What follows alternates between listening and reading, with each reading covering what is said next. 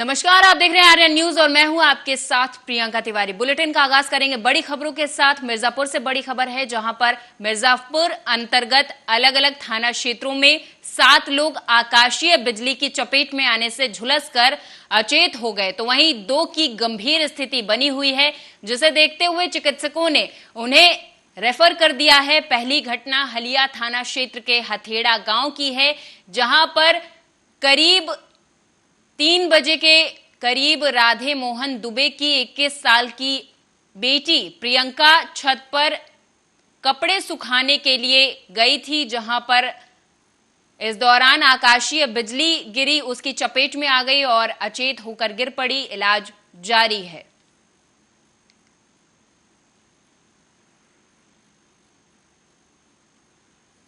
क्या लगती है आपकी? पुत्री लगती है। पुत्री हैं? हाँ। तो कैसे दुर्घटना घटी है? कैसे? छत पर गई थी कपड़ा निकालने के लिए। जी।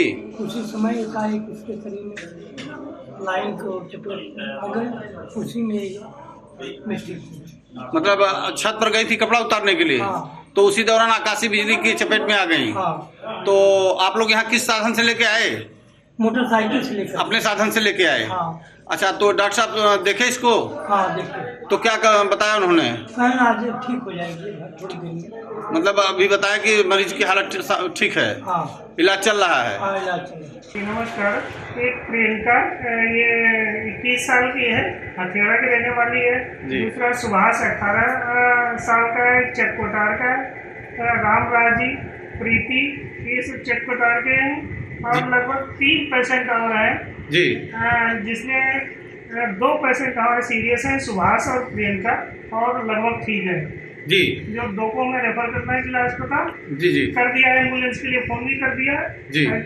और मरीजों का इलाज यही कर दिया। तो जो रेफर किए हैं सर, क्या उनकी हालत सीरियस है? हाँ, उनकी हालत सीरियस है। एक को दौरे पड़ रहे हैं जी। और दूसरे को एस्पिरेट कुछ हो गया है, फिर झाग भी आ रही है। जी जी। उसे कुछ खाया पिया होगा जो उसकी सांस की नली में चला गया है, एस्पिरेट। खबर गाजीपुर से है, जहां कारगिल दिवस को लेकर छोटे छोटे बच्चों में भी देशभक्ति का माहौल नजर आया। आपको बता दें कि कल कारगिल दिवस था, जिसको लेकर कारगिल दिवस के अवसर पर नन्हे मुन्नों ने अपने अंदाज में कारगिल शहीदों को नमन किया। गाजीपुर के कन्हईपुर प्राथमिक विद्यालय के बच्चों ने कारगिल दिवस पर पिरामिड बनाकर कारगिल शहीदों को श्रद्धांजलि दी। स्कूल के छात्र छात्राओं ने पिरामिड बनाकर कारगिल शहीदों को नमन किया।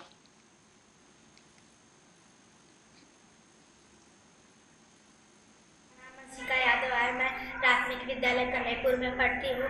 आज कारगिल विजय दिवस के अवसर पर हम लोगों ने देश की रक्षा करने वाले वीर जवानों को पिरामिड बनाकर सलामी दी। जय हिंद, भारत माता। मेरा नाम हिमांशु यादव है, मैं प्राथमिक विद्यालय कन्हईपुर में पढ़ता हूँ। मेरे विद्यालय में आज कारगिल विजय दिवस मनाया गया। हम सभी लोगों ने भारत माता की रक्षा में शहीद हुए वीर जवानों को नमन किया। खबर औरैया जिले की है, जहां पर कस्बा विधूना में घर में अकेली महिला करंट की चपेट में आ गई। आपको बता दें कि घटना के बाद परिजनों में कोहराम मच गया है। मोहल्ले के लोगों और परिजनों के द्वारा महिला को सामुदायिक स्वास्थ्य केंद्र विधूना में उपचार के लिए भर्ती कराया गया, जहां उसकी मौत हो गई। बता दें, होनी को कोई नहीं जानता कब घटित हो जाए। कुछ ऐसा एक परिवार में देखने को मिला, जहां पर महिला मोहिता अग्निहोत्री, जो करीब 45 वर्ष की बताई जाती हैं, तिलक नगर की रहने वाली थी। वो घर पर अकेली थी, जबकि उनके पति और अन्य परिजन खेतों पर काम करने गए थे। महिला ने जैसे ही फर्राटे वाला पंखा चालू किया, वैसे ही वो करंट की चपेट में आ गई और जमीन पर गिर गई। मोहल्ले का कोई भी व्यक्ति किसी काम से घर आया तो जब देखा हालत गंभीर बनी हुई थी, लोगों को उन्होंने जानकारी दी। मोहल्ले के बड़ी संख्या में लोग घर में पहुंचे। इस दौरान परिजनों को भी सूचना दी गई। आनन फानन में मोहल्ले वासियों ने जब अस्पताल में उस महिला को भर्ती कराया, जहां पर महिला की मौत हो चुकी थी। ये इनको करंट लग गया फर्राटे पंखे से। अच्छा अच्छा। हाँ, घर में था? घर में ही था, जिसको ये प्लग लगा रही थी जी जी। और जिसके कारण उनको प्लग पंखा ऊपर ही गिर गया, जिसमें करंट आ रहा था।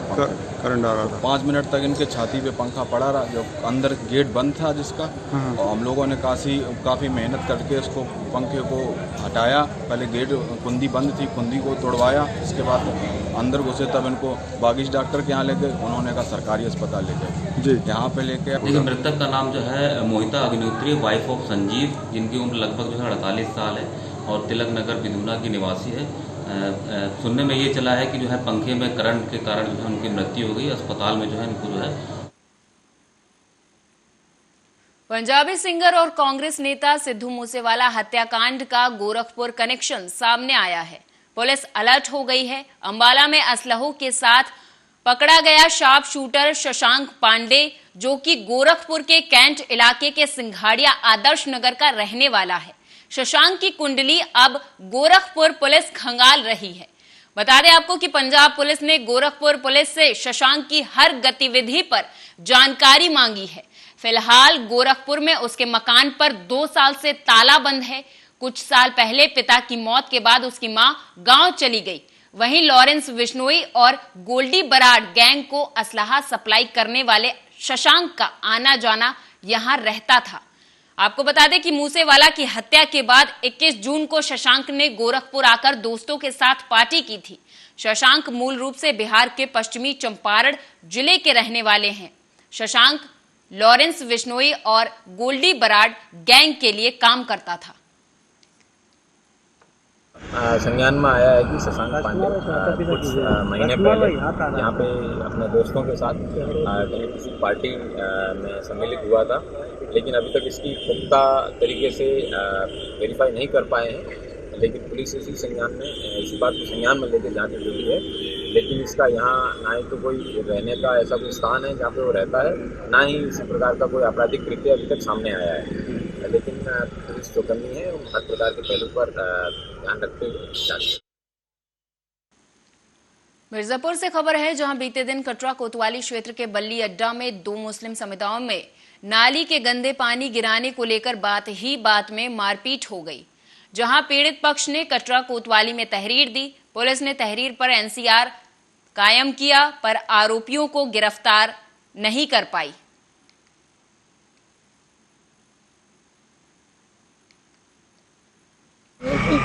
जरा बात में उसकी लड़की से गाली गुस्सा बकती है, जो कोई बस सबको डिस्टर्ब करती है, सबको मोहल्ले में जो कोई बोलता है तो सबको, जैसे लड़की है झगड़ती है, उल्टा सीधा बोलती है।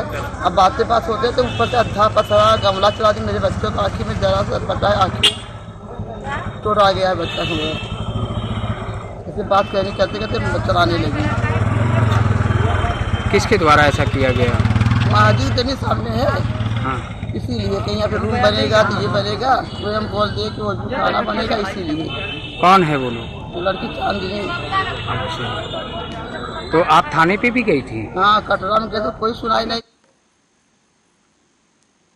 मिर्जापुर से खबर है, जहां 3 माह की अपनी नातिन को गोदी लेकर खड़ी बेबस महिला बर्बर पिटाई सह रही। आपको दिखा दें कि मारने वाला भतीजा अपनी चाची पर लगातार प्रहार कर रहा है, जिसका वीडियो अब वायरल हो रहा है। वीडियो में आप साफ तौर पर देख सकते हैं किस तरीके से एक महिला पर बर्बर अत्याचार हो रहा है। वहीं पर महिला पर ताबड़तोड़ प्रहार के बावजूद शिशु को लेकर मार सहते हुए महिला खड़ी हुई है। अंत में सिर पर जब वार किए गए तो वो गिर पड़ी। तब तक लोग दौड़ कर आते हैं, गोद के मासूम को उससे ले लेते हैं। वहीं पुलिस इस पूरे मामले में मामला दर्ज कर चुकी है और मेडिकल रिपोर्ट का इंतजार कर रही है। ये वीडियो आपको बता दें कि 20 जुलाई का है, जहां पर शहर कोतवाली क्षेत्र के रमई पट्टी अंबेडकर पार्क के पास में ये पूरी घटना घटित हुई। 20 तारीख की घटना बताई जाती है और इसमें एक अभियोग थाना कोतवाली शहर में दर्ज भी है। इसमें 4 लोगों का नाम, उसमें जो तहरीर पड़ी है उसमें 4 लोगों का नाम है, उसमें कुछ महिलाओं का भी नाम है और कुछ पुरुषों का नाम भी है और एक व्यक्ति का 151 CRPC के तहत कार्रवाई भी हुई है। बाकी जो मुख्य अभियुक्त जो पिटाई कर रहा है उस पर भी फरार है, उसकी गिरफ्तारी शीघ्र कर ली जाएगी और इसमें मामला दर्ज कर लिया गया तथा एक्सरे और तमाम मेडिकल के आधार पर जो भी उचित धाराएं होंगी। कैबिनेट मंत्री डॉक्टर धन सिंह रावत की अध्यक्षता में कलेक्ट्रेट सभागार में श्रीनगर विधानसभा क्षेत्र से संबंधित शिक्षा विभाग और स्वास्थ्य विभाग के कामों से संबंधित समीक्षा बैठक आयोजित की गई।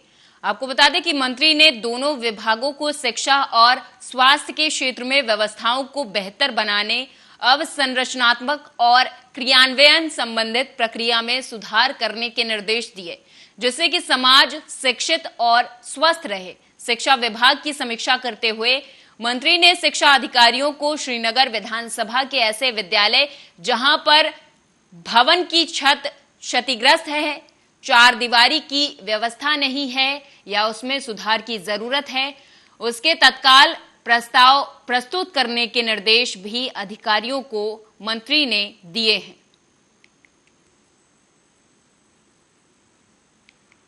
अगर विधानसभा की हमने समीक्षा बैठक की है, उसमें हमारे माननीय जिलाध्यक्ष भी थे, हमारे जिलाधिकारी भी और स्वास्थ्य विभाग और शिक्षा विभाग के सभी अधिकारी थे।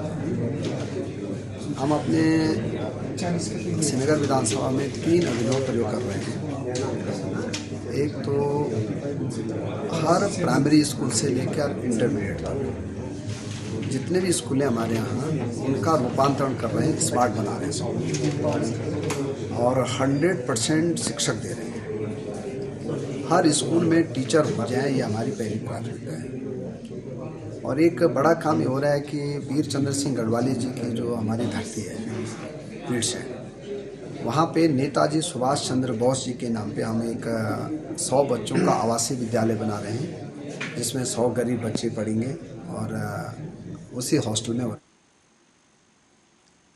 तो वहीं हरिद्वार में कांवड़ यात्रा के समापन के अवसर पर शिवरात्रि के दिन हर की पैड़ी हरिद्वार से एक अद्भुत कांवड़ यात्रा शुरू हुई। यह यात्रा किसी और ने नहीं बल्कि उत्तराखंड की कैबिनेट मंत्री रेखा आर्य ने शुरू की। इस यात्रा का उद्देश्य शिव की पूजा के साथ साथ शक्ति की पूजा करना भी था और इसी उद्देश्य को देखते हुए उन्होंने सावन के महीने में कांवड़ यात्रा के दौरान महिला सशक्तिकरण के लिए कांवड़ यात्रा करने का बीड़ा उठाया। यह अद्भुत तरह की पहली कांवड़ यात्रा देखी गई। किलोमीटर की है और इस पूरी 25 किलोमीटर की यात्रा जो कि हमारे ऋषिकेश के वीरभद्र मंदिर, जो कि 1300 साल पुराना महादेव का मंदिर है, वहां जलाभिषेक माननीय मुख्यमंत्री के साथ करते हुए इसका समापन किया जाएगा। निश्चित रूप से वह एक अंतिम पड़ाव होगा, लेकिन विभाग अपनी ओर से लगातार कन्याओं को बचाने, पढ़ाने, आगे बढ़ाने में संतों के आशीर्वाद को लेते हुए उसे आगे बढ़ाने का काम करेगा। भक्तों से कुछ कहेंगे, बहुत बड़ी संख्या में भोले के भक्त आए। देखिए, निश्चित रूप से भोले के भक्तों में जिस प्रकार से जोश है, जिस प्रकार से मतलब उन्होंने अपने अपने जो संकल्प लिए हैं और जिस प्रकार के हमारी संस्कृति को, हमारी परंपरा को जीवित रखने का काम किया है, मैं उनका धन्य धन्य धन्य धन्यवाद करती हूँ कि निश्चित रूप से उनके माध्यम से अपनी, चाहे वो धार्मिक आस्था हो, उसको बढ़ावा मिलता है, अपनी संस्कृति जीवित रहती है। मैं सबसे अपील करूंगी कि हम सब लोग आज के ही परिप्रेक्ष्य में बेटियों को बचाना, बेटियों को पढ़ाना, बेटियों को आगे बढ़ाना, प्रकृति के साथ न्याय करना, उत्तराखंड को देवभूमि के साथ देवी की भूमि बनाना, देश में समान लैंगिक समानता आ सके, वह लेकर आना यह संकल्प। नशे के खिलाफ नैनीताल पुलिस ने बड़ी कार्रवाई की है। एसएसपी पंकज भट्ट ने बताया कि लालकुआं के पास चेकिंग के दौरान 607 ग्राम स्मैक के साथ 2 बड़े तस्करों को गिरफ्तार किया गया। पकड़े गए तस्कर बरेली जिले के शीशगढ़ के रहने वाले हैं, जो लंबे समय से स्मैक की तस्करी कर रहे थे। ये दोनों तस्कर बरेली से स्मैक लाकर पहाड़ों में सप्लाई करते थे। पुलिस ने तस्करी में इस्तेमाल की जा रही स्कूटी भी बरामद की है। पकड़ी गई स्मैक की कीमत 60 लाख से अधिक बताई जा रही है। वहीं एसएसपी ने बताया कि नशे के खिलाफ नैनीताल जिले में लगातार कार्रवाई की जा रही है।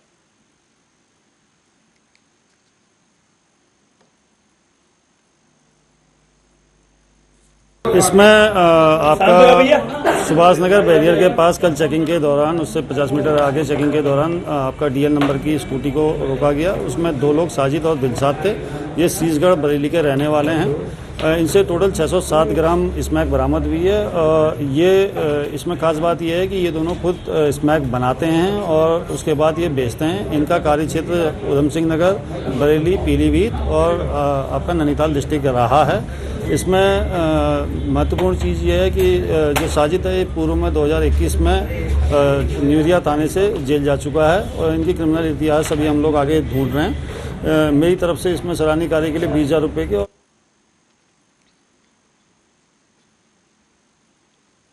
केंद्र की बीजेपी सरकार की दमनकारी नीतियों के चलते कांग्रेस पार्टी की राष्ट्रीय अध्यक्ष सोनिया गांधी के खिलाफ ईडी की पूछताछ के विरोध में रुद्रपुर स्थित अंबेडकर पार्क में जिला कांग्रेस कमेटी की ओर से मौन धरना प्रदर्शन का कार्यक्रम आयोजित किया गया था।